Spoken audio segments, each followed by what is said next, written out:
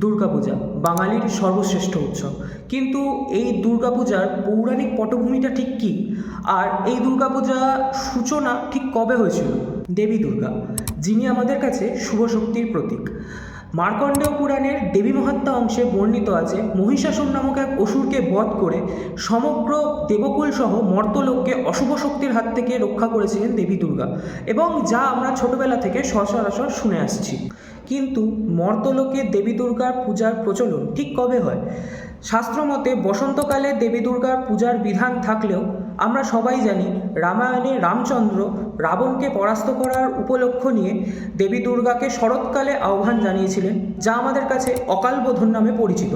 এই বাংলায় জাঁকজমকপূর্ণভাবে দুর্গাপূজার প্রথম প্রচলন হয় ষোড়শ থেকে সপ্তদশ শতকের মাঝখানে।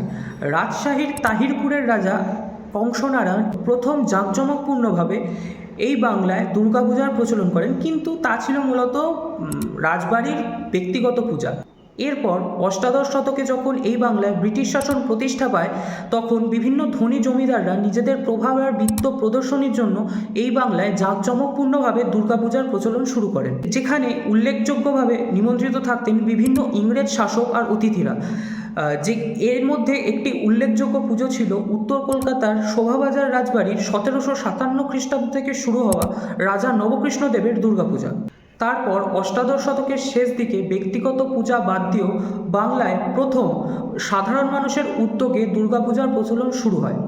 1790 খ্রিস্টাব্দে হুগলির গুপ্তিপাড়ায় 12 জন ইয়ার অর্থাৎ 12 জন বন্ধুর উদ্যোগে এই বাংলায় প্রথম বারোয়ারি পূজার সূচনা হয়।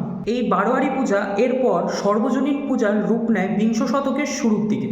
বিশেষ করে 1910 খ্রিস্টাব্দ থেকে আনুষ্ঠানিকভাবে এই বাংলায় বারোয়ারি অথবা সর্বজনীন পূজার প্রচলন শুরু হয়, এবং তারপর থেকেই দুর্গোৎসব আমাদের বাঙালিদের কাছে সর্বশ্রেষ্ঠতম উৎসব হয়ে উদযাপিত হয়ে আসছে।